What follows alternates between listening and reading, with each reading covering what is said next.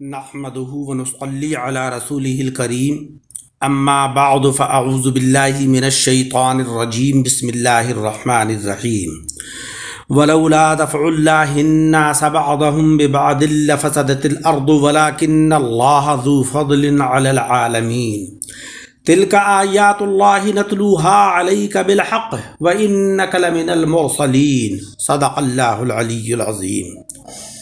سامعین اکرام، آج کے درس قرآن میں سورہ بقرہ کی آیت نمبر 251 اور 52 تلاوت کی ہیں، جس میں اللہ تبارک و تعالیٰ کا ارشاد عالی ہے وَلَوْلَا دَفْعُ اللَّهِ النَّاسَ بَعْضَهُمْ بِبَعْضٍ، اور اگر اللہ لوگوں میں بعض سے بعض کو دفع نہ کرے لَفَسَدَتِ الْأَرْضُ وَلَكِنَّ اللَّهَ ذُو فَضْلٍ عَلَى الْعَالَمِينَ، تو ضرور زمین تباہ ہو جاوے مگر اللہ سارے جہان پر فضل کرنے والا ہے۔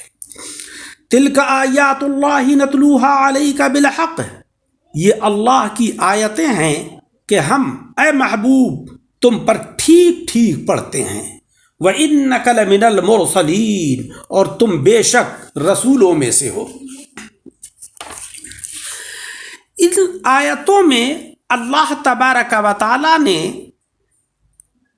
مسلمانوں سے خطاب فرمایا ہے کہ اے مسلمانوں، اسلامی جہاد شر اور فساد نہیں ہے بلکہ فساد کو دفع کرنے والا ہے، کیونکہ انسان اچھے برے ہر طرح کے ہیں۔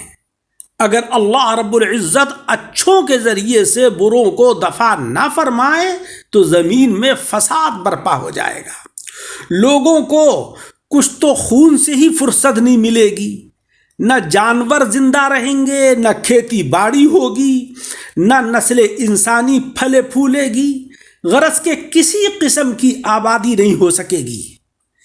جہاد سے مفسدین دبے رہیں گے، جس سے امن و امان قائم رہ کر زمین آباد ہوگی اور اس سے تمام عالم والے فائدہ اٹھائیں گے۔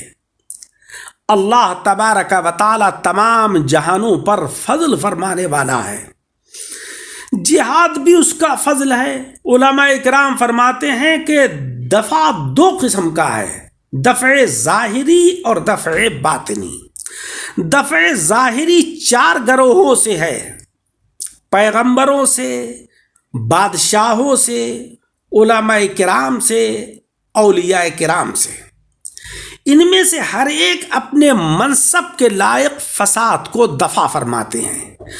حضرات مرسلین عظام بھی برائیوں کو دور کرتے ہیں، بادشاہ قانون نافذ کر کے برائیوں کو دور کرتے ہیں، علماء کرام تبلیغ کے ذریعے سے برائیوں کو دور کرتے ہیں، اولیاء اعظام تبلیغ اور اپنی روحانی کمالات کو ظاہر کر کے برائیوں کو بھگاتے ہیں، برائیوں کو دور کرتے ہیں، اور روئے زمین پر اچھائیوں کا چرچا ہوتا ہے۔ دفع ظاہری کے مقابلے میں دفع خفی یہ بذریعہ عقل کے ہے، عقل ہی وہمی فسادات دور کرتی ہے۔ جناب احمد مجتبیٰ محمد مصطفیٰ صلی اللہ علیہ وسلم ہر فساد کو، خواہ وہ ظاہری ہو یا باطنی ہو، سب کو دفع فرمانے والے ہیں، سب کو دور فرمانے والے ہیں۔ آپ ہی سلطان الملوک ہیں، گویا کہ آپ مرکز عالم ہیں کہ ہر اچھائی آپ ہی کے ذریعے سے اللہ تبارک و تعالیٰ کرۂ ارض پر جاری فرماتا ہے، اور آپ ہی کی تعلیمات کے چرچے سے برائیاں دور ہوتی ہیں، اسی لیے آپ کا اسم شریف دافع البلا بھی ہے۔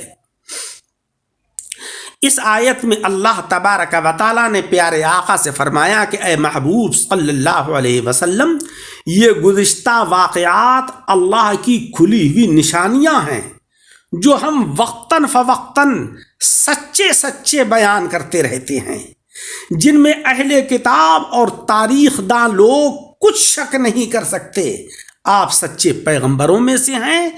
جب پچھلے پیغمبروں نے جہاد کیے، برائیوں کو ختم کیا اور اچھائیوں کا غلبہ کیا، تو آپ کے جہاد پر اہل کتاب کیوں بھڑکتے ہیں؟ آپ بھی تو اچھائیاں قائم کرنا چاہتے ہیں اور برائیوں سے لوگوں کو بچانا چاہتے ہیں۔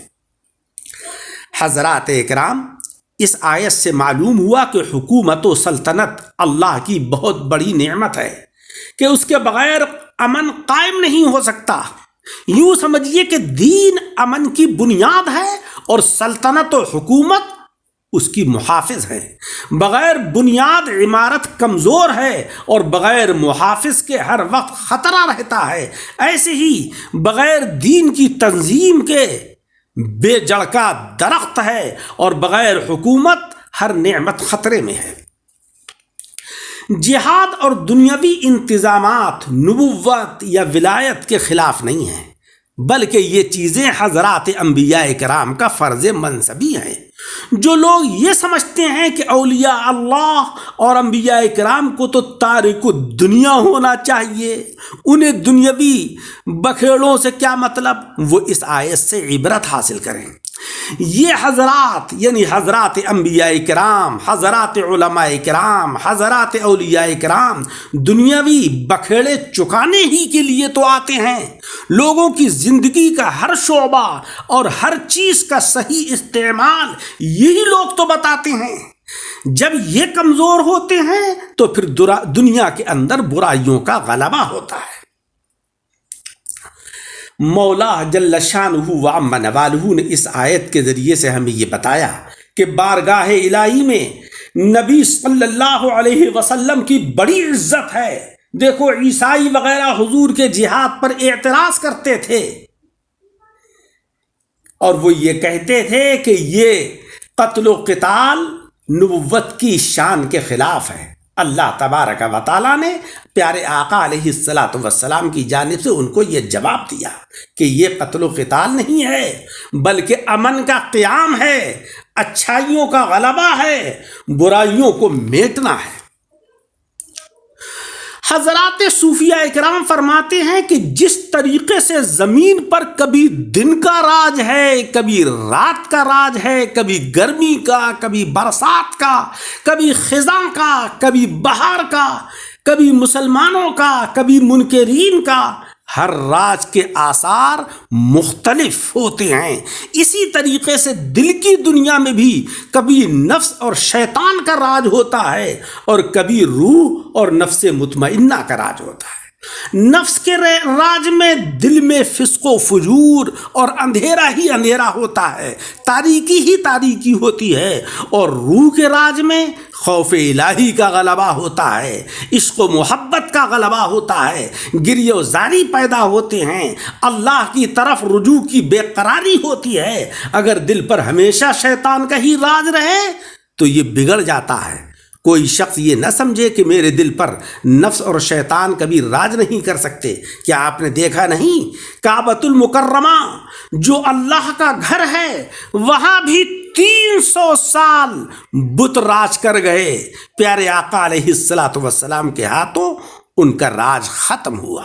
عزیزوں، جہاد کا مطلب ہرگز لڑنا اور قتل و قتال کرنا نہیں، بلکہ جہاد کا مطلب یہ ہے کہ برائیوں سے لوگوں کو روکنا اور اچھائیوں کا لوگوں کو حکم دینا اور اچھائیوں کی طرف ان کی توجہ دلانا، تاکہ کرۂ ارض پر، زمین پر امن و امان قائم ہو، شانتی قائم ہو، چین اور سکون کے ساتھ لوگ زندہ رہیں اور اللہ تبارک و تعالیٰ کو یاد کرتے رہیں۔ ان آیتوں کے درس کو سن کر احباب کے ساتھ شیئر کریں اور ہمارے یوٹیوب چینل دعوت حق درس قرآن کو لائک اور سبسکرائب کریں۔ اللہ تعالی ہمیں عمل کی توفیق عطا فرمائے، آمین بجاہ النبی۔